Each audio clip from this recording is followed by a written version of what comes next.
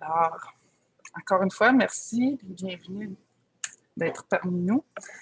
Aujourd'hui, donc, on est dans la petite conférence de la programmation hiver-printemps 2021 pour le transfert de connaissances à l'IUPLSS, l'Institut universitaire de première ligne en santé et services sociaux. Aujourd'hui, notre invitée est Mme Marlène Karam. Marlène, elle est infirmière de formation. Elle détient des diplômes de maîtrise et de doctorat en sciences de la santé publique de l'Université catholique de Louvain à Bruxelles, en Belgique.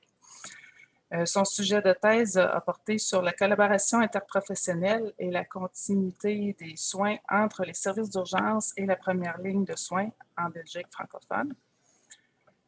C'est en 2019 qu'elle a rejoint le groupe de recherche Visage, qui est supervisé par Dr. Catherine Don de l'Université de Sherbrooke au Québec. Le but de ce groupe-là est de mieux, de façon plus générale, mieux soigner les patients qui ont des besoins complexes. Marlène a complété là-bas un stage postdoctoral. Ça portait sur l'optimisation de la fonction de coordination des soins par les infirmières en première ligne de soins pour les patients qui ont des besoins complexes. Actuellement, Marlène est professeure adjointe à la Faculté des sciences infirmières de l'Université de Montréal. Et aujourd'hui, elle vient partager les résultats de ses travaux, justement, de recherche postdoctorale. Alors, la présentation va durer environ 40 minutes et ensuite, on va avoir une période de questions. Les questions ne seront pas enregistrées. Entre autres, et s'il y a quoi que ce soit au cours d'un pépin ou une question brûlante, là, vous pouvez aussi intervenir soit dans le chat ou à la limite prendre la parole. Et on verra que tout se passe pour le mieux. Alors, sans plus attendre, maintenant, je laisse la parole à notre invitée Marlène Karam. Merci beaucoup, Lise, pour la présentation. Merci pour l'invitation aussi qui va me permettre en fait de présenter mes résultats de mon projet de recherche postdoctorale, comme tu l'as bien dit. Ce projet que j'ai effectué à l'Université de Sherbrooke, donc le stage postdoctoral à l'Université de Sherbrooke sous la direction de Catherine Hudon, et qui avait pour objectif principal d'optimiser la fonction de coordination des soins en première ligne par les infirmières pour les patients ayant des besoins complexes. Donc, en première ligne au Québec, évidemment. Ce que je vais faire aujourd'hui, vous présenter les deux parties principales, donc les deux parties qui ont constitué ce projet. La première étant, on parle de patients complexes. On a commencé par définir qu'est-ce qu'on entendait par patient complexe dans un premier temps. Puis, on a recensé toutes les activités de coordination que les infirmières de première ligne font auprès de cette population. Dans un deuxième temps, on a examiné nos résultats à la lumière de ce qui se passe au Québec. Donc, on a comparé deux programmes de coordination des soins, de nouveau au sein de la première ligne par les infirmières pour les patients ayant des besoins complexes, pour essayer de ressortir les différences et les similitudes, mais aussi comment est-ce que la complexité des besoins de ces patients a pu impacter la conception et l'implantation des interventions. Donc, excusez-moi, voilà. Donc, je vais parler très brièvement de la problématique qui a mené à ce projet de recherche, les questions de recherche qui ont guidé le travail, très brièvement sur la méthodologie et les résultats des deux parties principales de ce projet. Et la discussion, elle sera en lien avec la pertinence et la faisabilité des trajectoires de soins dans ces cas-là. Et comme Lise a dit, une petite période de questions-réponses à la fin. Pour commencer, il faut rappeler que l'intégration des soins est devenue une priorité des gouvernements depuis 2 bonnes décennies au niveau mondial, en fait. Et ceci dû au fait que les populations sont vieillissantes, qu'il y a une augmentation des maladies chroniques et qu'en parallèle, il y a des contraintes budgétaires et des ressources financières qui sont limitées. Donc, les gouvernements ont reconnu la nécessité de quitter un système de soins qui est fragmenté et de s'orienter vers quelque chose, une organisation qui est plus intégrée plus cohérente, plus coordonnée. Les études avaient montré les effets positifs d'une telle approche en termes d'amélioration de la santé des populations, de l'amélioration de l'expérience des personnes et de l'efficience, donc la réduction ou la stabilisation des coûts par habitant. La coordination des soins, donc, qui est notre objet principal de cette recherche, est une composante clé de l'intégration des soins. Et c'est une composante qui va permettre la provision des soins qui sont à la fois globaux et cohérents, coordonnés. Une des définitions des intégrations des soins, de l'intégration des soins et des services, parce qu'il y en a beaucoup, et le fait, en fait, est que l'intégration de soins est un ensemble de méthodes, de stratégies qui vont viser à mettre en place une connectivité, un arrimage, un alignement entre les différents secteurs et les différents soins et les services sociaux à tous les niveaux du système. Donc, on va parler d'un financement qui va promouvoir l'intégration, d'une gouvernance, d'une organisation, jusqu'à la prestation proximale au niveau des utilisateurs. L'objectif étant évidemment d'améliorer la qualité des soins, l'expérience des patients, l'efficacité et l'efficience. Donc, comme j'ai dit, la coordination des soins est une composante clé de l'intégration des soins et elle est aussi la responsabilité de la première ligne des soins. Pourquoi? Parce que la première ligne est censée être le point d'entrée de chaque patient dans un système de soins de santé. Et c'est à partir de là que les prestataires de première ligne vont coordonner les soins de ce patient, soit au sein de la première ligne, soit au-delà des frontières de la première ligne si les besoins de ce patient le nécessitent. Le problème, c'est que la fragmentation des services et des soins est déjà source de préjudice pour n'importe quel patient. Mais quand ce patient devient avec des besoins complexes, des besoins sociaux et de santé complexes, c'est encore plus préjudicieux parce que ça veut dire que c'est ce patient qui est vulnérable, qui a une santé fragile, etc., qui a des besoins complexes, ça revient à lui de retrouver son chemin et de naviguer dans un système de santé très, très complexe, de trouver son chemin entre différents services et prestataires qui sont peu ou pas coordonnés, qui se parlent peu ou pas, et il finit par percevoir les systèmes comme étant très insatisfaisants, donc accablants et déroutants. Une des définitions de la coordination, c'est qu'elle va permettre de réduire cette fragmentation. Elle va permettre d'organiser délibérément les activités aux patients, de partager les informations entre les différents participants et prestataires, y inclus le patient et son aidant proche, d'aller explorer les besoins et les préférences de ce patient pour développer un plan de soins individualisé qui va permettre la provision des soins qui répondent aux besoins de patients et qui sont prodigués au bon moment par les bonnes personnes au bon endroit et qui sont sûrs, appropriés et efficaces. Je vais ouvrir une petite parenthèse pour dire que la coordination des soins est un rôle qui peut être joué par différents professionnels de la santé, notamment les travailleurs sociaux, les médecins généralistes, les ergothérapeutes, les infirmières, tant qu'ils sont outillés et formés pour le faire. Nous nous sommes concentrés dans ce travail sur la fonction telle qu'elle est occupée par l'infirmière pour différentes raisons, principalement parce que les infirmières jouent un rôle primordial depuis très longtemps dans la coordination des soins. Et deuxièmement, parce que au Québec, ce sont elles qui jouent ce rôle depuis un peu plus longtemps que les autres professionnels de la santé, mais aussi parce qu'on a des données probantes, des preuves sur l'efficacité de la coordination des infirmières pour le patient et pour le système de santé. Concrètement, on sait que la coordination par les infirmières, elle a été prouvée efficace dans l'amélioration de l'accès aux soins, dans la réduction des coûts, dans l'amélioration des résultats cliniques, de la qualité des soins, de la communication, de la facilitation de la transition et de la réduction des réadmissions non planifiées.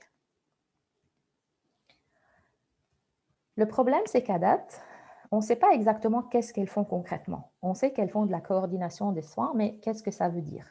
On n'a pas assez de connaissances sur quelles sont les activités de coordination par les infirmières pour les patients ayant des besoins complexes.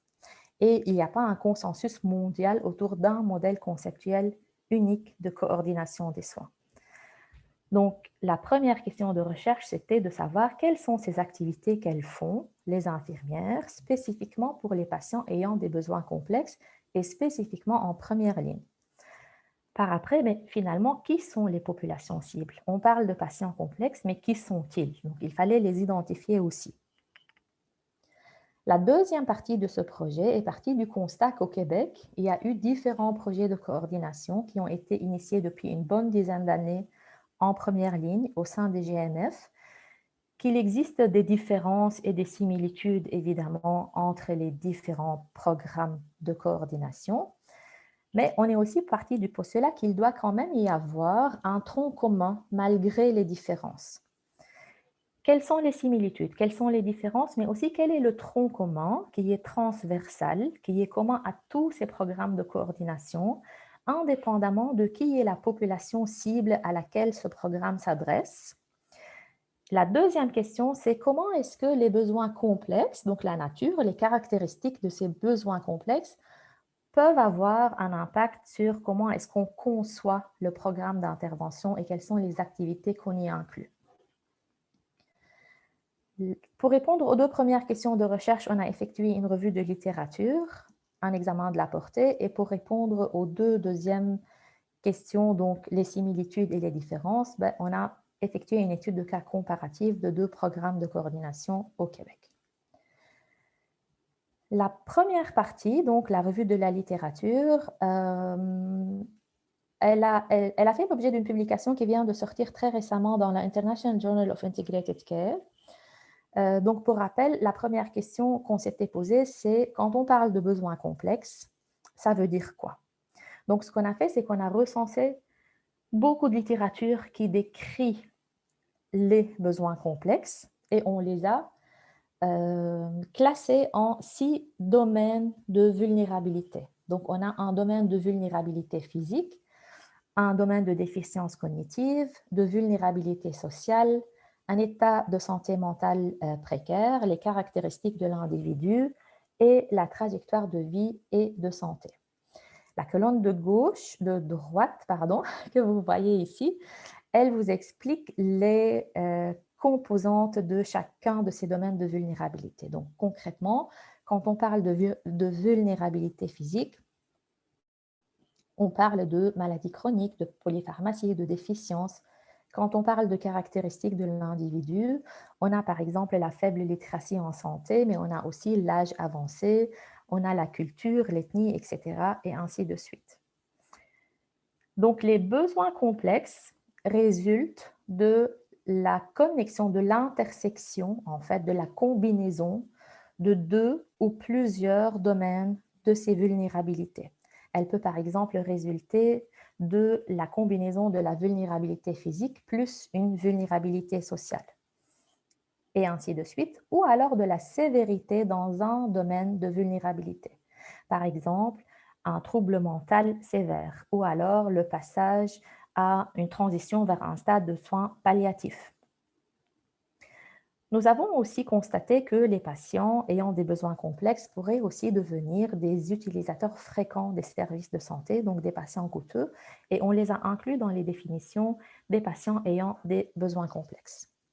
Pour vous donner une idée de ce que ça donne concrètement, dans la revue de littérature que nous avons fait, nous avons trouvé les patients à qui s'adressaient les interventions de coordination, c'était par exemple les patients vivant une vulnérabilité sociale plus physique.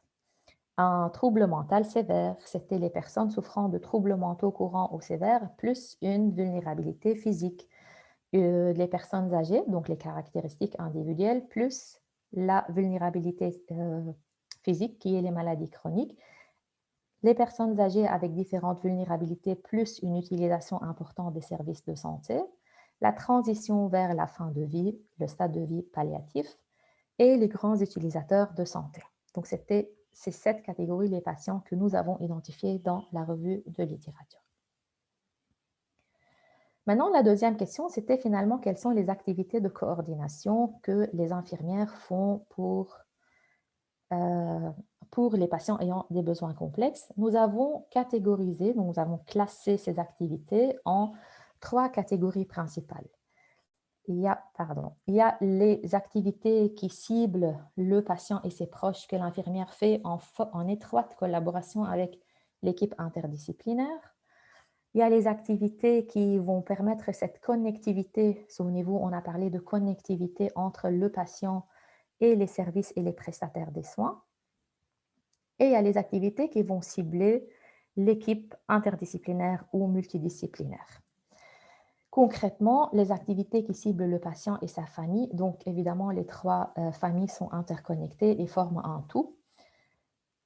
Concrètement, les activités qui ciblent le patient et sa famille, donc on parle de repérage, identifier qui sont les patients qui vont bénéficier le plus de ce programme de coordination de soins. Il y a une série d'activités qui s'intéressent à l'évaluation globale des besoins, des objectifs du patient, à l'élaboration d'un plan de soins individualisé. Dans certains modèles, l'infirmière qui fait la coordination de soins prodigue aussi des soins directs, mais pas dans tous. Et il y a aussi l'activité de suivi, de surveillance et d'adaptation au changement et à la situation clinique du patient. Quand il s'agit des patients complexes, la continuité de soins relationnels est très importante. Il s'agit en fait d'établir une relation de confiance avec le patient, de fait de la disponibilité de l'infirmière et du suivi qu'elle prodigue. Pour les patients chez qui il faut déjà planifier, chez qui il y a des directives de fin de vie en fait, donc il faudra aussi planifier les soins de fin de vie, évidemment en collaboration avec l'équipe et les proches du patient et le patient lui-même. Les activités qui ciblent les équipes interdisciplinaires, il y a l'exercice du leadership clinique, il y a la clarification des rôles, des responsabilités, en vue d'établir une imputabilité aussi, une responsabilité partagée. Et puis, il y a toute la série des activités qui est en fait le corps, si vous voulez, de la coordination, qui est de créer cette connectivité entre le patient d'un côté et les services et les prestataires d'un autre côté. Donc, établir des liens, des partenariats avec les ressources communautaires, des liens et de partenariats avec l'équipe multidisciplinaire via différentes activités. Et puis, il y a la facilitation de la transition des soins pour que la transition des soins d'un contexte à l'autre, d'un service à l'autre, d'un prestataire à l'autre se passe sans rupture de soins. L'activité aussi qui est très très importante, ou la série d'activités très importantes, elle est en lien avec le soutien à l'autogestion et à l'empowerment du patient. Nous avons aussi identifié une quatrième série d'activités qui est une activité qui est transversale en fait, qui soutient toutes les autres activités, qui est celle de la communication interpersonnelle et le transfert d'informations. Les caractéristiques que vous voyez en étoiles éclatées sur l'écran sont en fait les caractéristiques qui sont propres à la complexité des besoins du patient.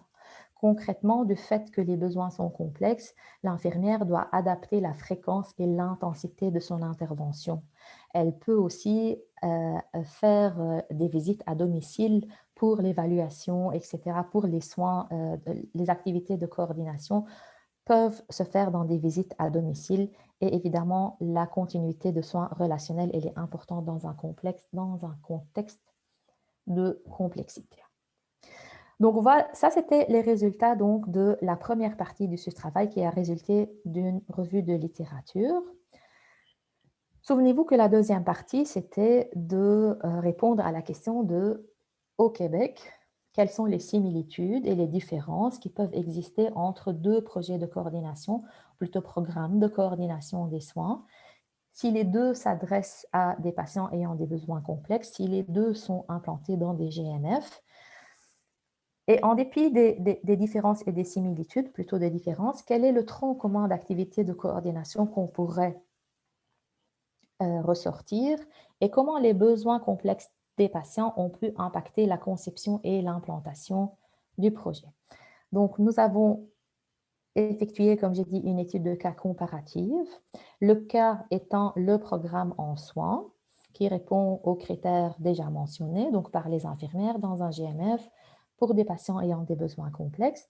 Nous avons effectué un échantillonnage de convenance et sélectionné les deux programmes suivants, donc Visage, qui est un programme qui a visé à implanter la gestion de cas pour les grands utilisateurs de services de santé, et le plan Alzheimer québécois, qui a pour population cible les personnes âgées avec une maladie d'Alzheimer et les autres troubles neurocognitifs majeurs. Et au sein de ce programme, l'infirmière jouait le rôle d'infirmière pivot. Pour vous dire deux mots sur la méthodologie suivie pour l'étude de cas comparative, donc on a effectué une analyse documentaire, on s'est intéressé à tous les documents, qu'ils soient en ligne ou les documents de travail interne, qui sont en lien avec l'historique du projet, ses étapes d'implantation, les outils cliniques utilisés ou développés, la formation des infirmières, financement, évaluation, etc. Nous avons aussi en parallèle effectué des entretiens avec des informateurs clés, donc des personnes qui ont été impliquées dans l'implantation ou la conception ou l'évaluation de ces programmes. Nous les avons interrogés sur les dimensions de l'intégration, suivant un template qui est le Integrated Care Case Study Descriptive que je vais expliquer très brièvement par après. Et nous avons aussi investigué les activités de coordination dans ces entretiens, plus dans l'analyse documentaire, en utilisant le modèle de coordination que je viens de vous présenter, que nous avons élaboré suite à notre revue de la littérature. Nous avons effectué d'abord une analyse à l'intérieur de chaque cas, puis une analyse comparative qu'on appelle une analyse croisée. Donc pour l'intra-cas, donc au sein de chaque programme, voici les caractéristiques principales que je vais parcourir avec vous. Visage, comme on a dit, donc c'est un programme de gestion de cas qui avait pour cible les personnes qui sont à risque de grande utilisation des services de santé et qui ont des maladies chroniques et des besoins complexes. Comme tout programme de gestion de cas, spécifiquement pour Visage, il existe 4 composantes. Donc, ça consiste en une évaluation des besoins et ressources des personnes, une implantation d'un plan de soins individualisé, plus trouver des stratégies de pérennisation de ce plan, la coordination de soins en tant que tel et le soutien à l'autogestion. Visage a été initié en 2012 dans la région de Saguenay-Lac-Saint-Jean suite à un processus de concertation majeur qui a été initié par l'Agence de santé et des services locaux du Saguenay-Lac-Saint-Jean qui visait à trouver des solutions pour ce manque de coordination pour les grands utilisateurs et les personnes atteintes de maladies chroniques qui deviennent des grands utilisateurs des services. Il a été implanté dans 4 GMF, donc dans la région de Saguenay. Et puis en 2018, il a été étendu dans 5 provinces canadiennes et devenu précaire, qui est quand même un programme qui est amélioré en fonction des résultats et des leçons apprises suite à l'implantation de Visage. Je vous ai dit qu'on s'était intéressé au domaine de l'intégration. Évidemment, on ne va pas tous les parcourir, mais je vais vous présenter simplement les composantes de chacun de ces domaines qui sont en lien avec les activités de coordination que les infirmières font.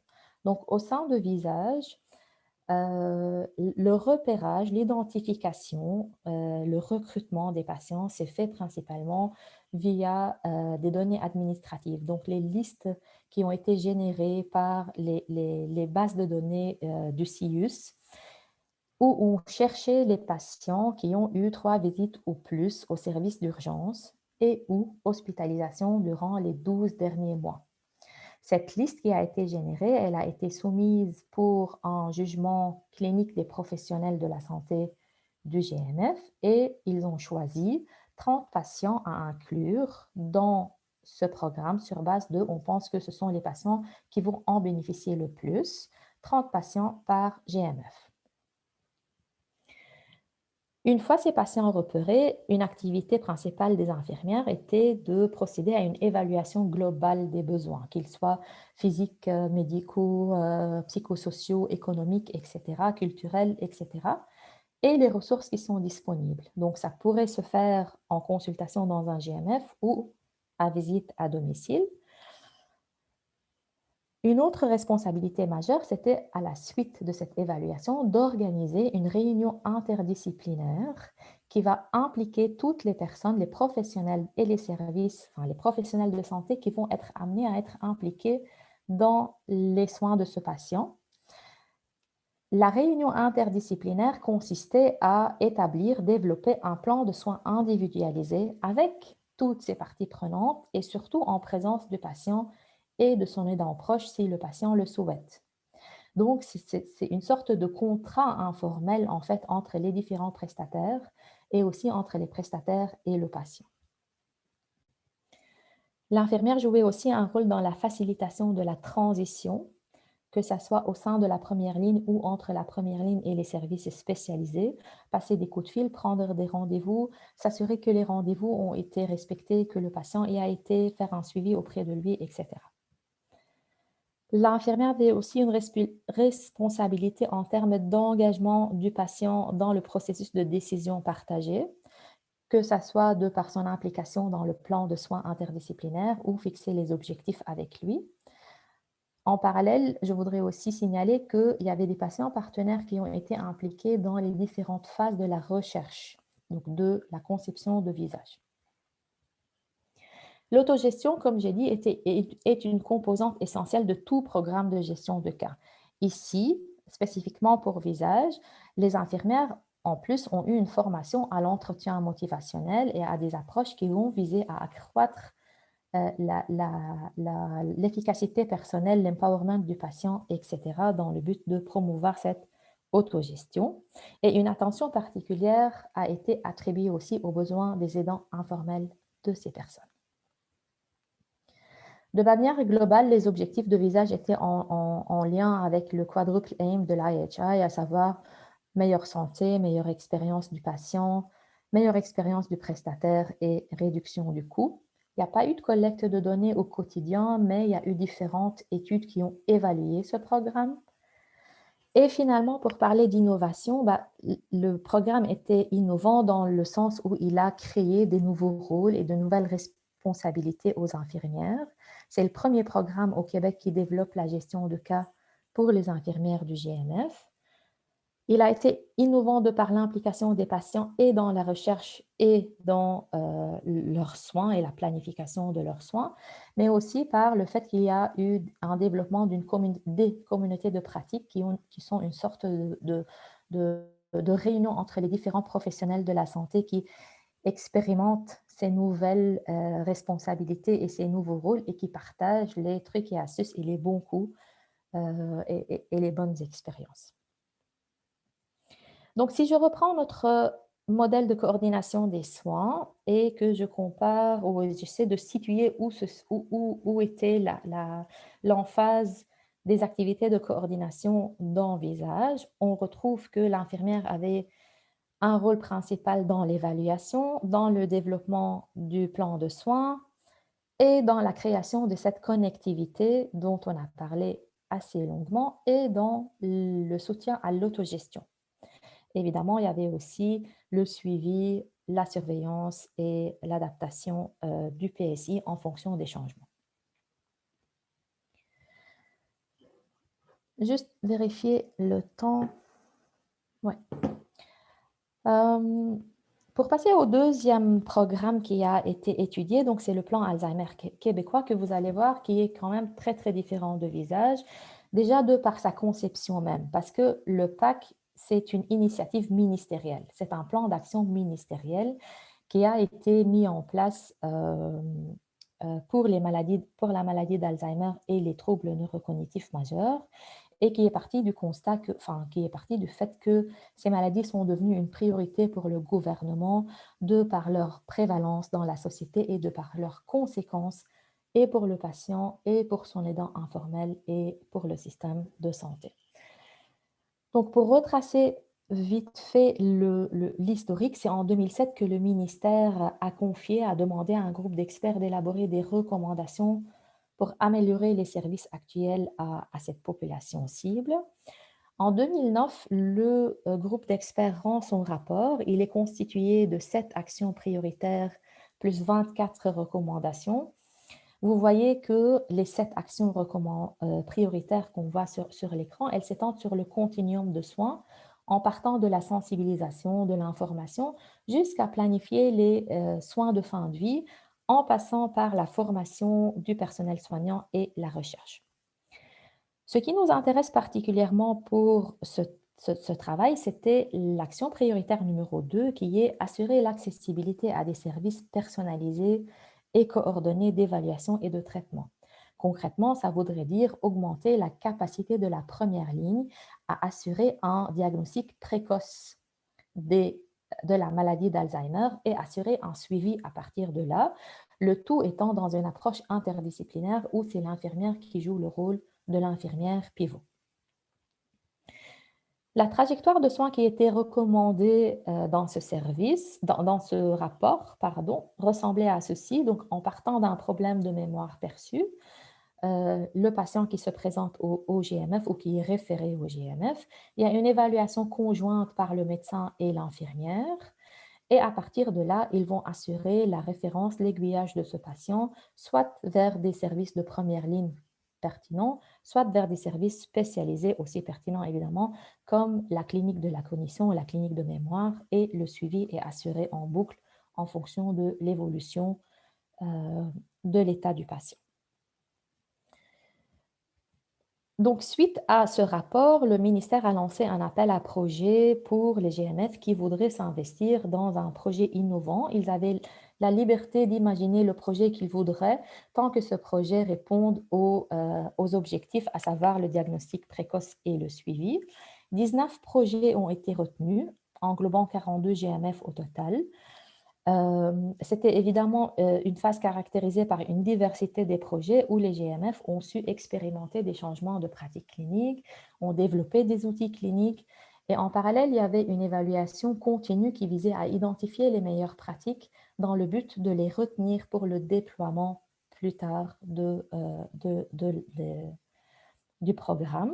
Et le ministère a aussi assuré un financement et un soutien par le biais de chargés de projet. Donc, la phase de déploiement, elle s'est passée de 2016 à 2019 sur tout le territoire provincial. En guise de soutien, le ministère a maintenu le financement et le soutien des chargés de projet, mais a aussi un guide d'implantation qui a été publié et le processus clinique interdisciplinaire en première ligne qui en fait définit la trajectoire à suivre pour cette population cible, la trajectoire des soins et des services. Au-delà de 2019, le but était que le PAC en soi était amené à disparaître et que la prise en charge de la démence soit intégrée dans une prise en charge globale de la personne âgée avec une emphase sur la collaboration interorganisationnelle. Donc, vous allez voir que les différences sont déjà très frappantes au niveau des domaines d'intégration et des activités des infirmières. La différence principale, c'est que le rôle principal, on va dire, de l'infirmière dans le PAC était de procéder au repérage, donc identification des personnes âgées qui présentent des signes de la maladie d'Alzheimer. Toute personne était incluse, qu'elle soit arrivée de sa propre initiative au GMF pour un rendez-vous de routine ou qu'elle soit référée par la famille qui s'inquiète ou par un autre professionnel de la santé. Vu que l'objectif du PAC était d'augmenter la capacité des GMF à établir un diagnostic précoce et un suivi, évidemment, les activités se sont concentrées sur le repérage, 2, l'évaluation globale, donc l'utilisation des outils cliniques et validés pour arriver à une évaluation globale du déclin fonctionnel, du statut mental, de la dépression, etc. Et la formation des infirmières était spécifiquement concentrée sur ces 2 aspects-là. Plusieurs prestataires de première ligne, évidemment, étaient aussi inclus dans ce processus. Au-delà de l'évaluation initiale qui est faite par le duo médecin-infirmière responsable, médecin généraliste et infirmière, il y avait des personnes impliquées comme les travailleurs sociaux, les ergos, les pharmaciens, les services au sein de la première ligne et les services spécialisés tels que la psychiatrie gériatrique et la clinique de mémoire et bien d'autres.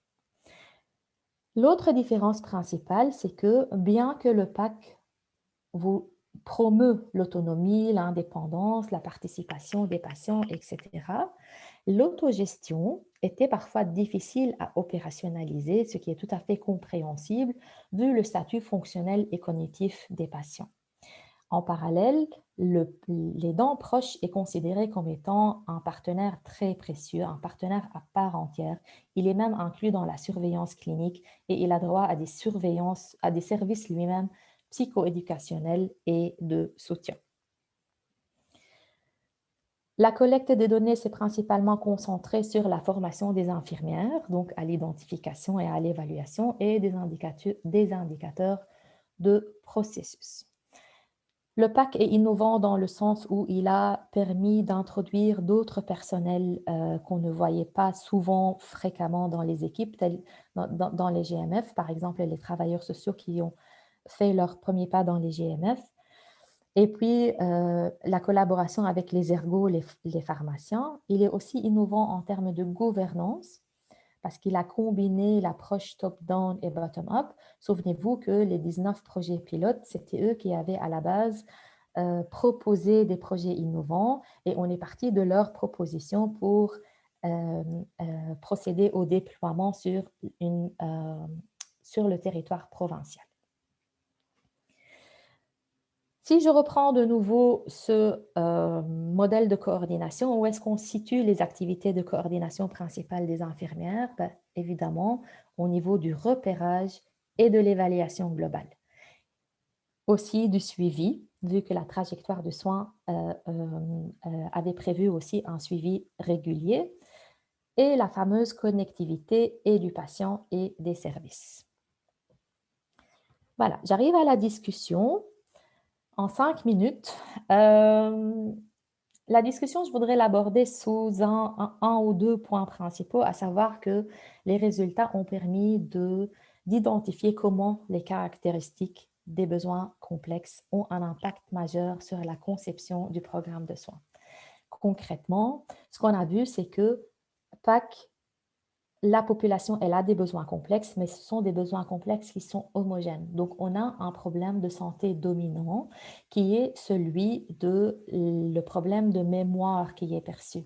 Et à partir de ce problème de mémoire, et c'est tout à fait faisable et pertinent d'implanter une trajectoire du soin, un processus clinique interdisciplinaire qui va s'en suivre.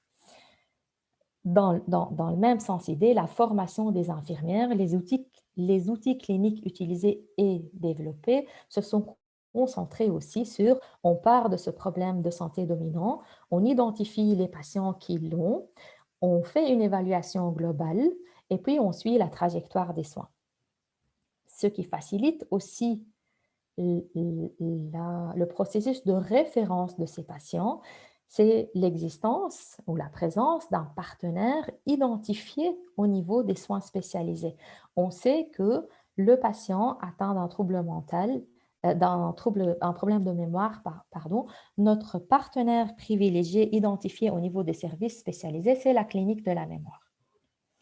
En parallèle, quand on regarde visage, oui, la population cible avait aussi des besoins complexes, mais ils sont très, très hétérogènes. Qui sont les patients qui sont les grands utilisateurs? D'ailleurs, l'équipe de visage s'est aussi intéressée à découvrir les profils de ces patients. Dans une étude, ils ont pu identifier qu'il s'agit de patients ayant un index de comorbidité élevé, une vulnérabilité socio-économique, un abus de substances, des troubles mentaux courants.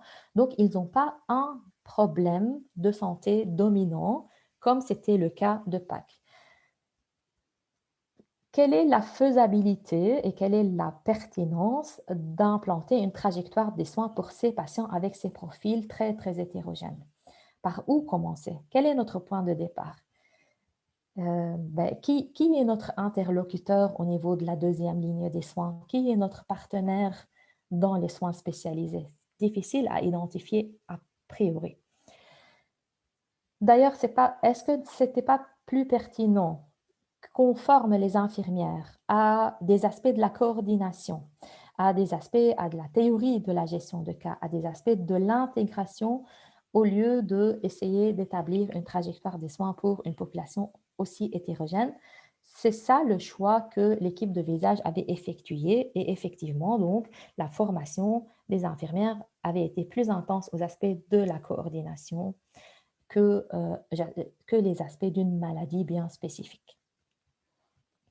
Quoi qu'il en soit, nous avons quand même pu identifier des activités de coordination qui sont transversales, donc indépendamment de l'homogénéité ou de l'hétérogénéité des besoins complexes, qui sont la nécessité d'identifier la population qui va bénéficier le mieux de cette intervention, d'effectuer une évaluation globale, un suivi, et souvenez-vous de la quatrième activité transversale qui soutient le tout, qui est la communication et le partage d'informations. Et puis tout ce qui est en lien très, très direct avec la création de la connectivité, la facilitation de la transition et le processus d'aiguillage ou de référence. Donc, je conclus en disant que les programmes de coordination des soins ne sont pas une recette de cuisine à suivre à la lettre. Ils sont très variables et à juste titre. Et ceux qui arrivent à avoir des résultats positifs sont ceux qui vont s'adapter et au contexte et aux besoins de leur population cible et pas vouloir faire quelque chose de très standardisé. Comme j'ai dit, ce n'est pas une recette de cuisine. Je vous remercie pour votre attention et ça nous laisse un peu plus que 15 minutes pour les questions et les réponses.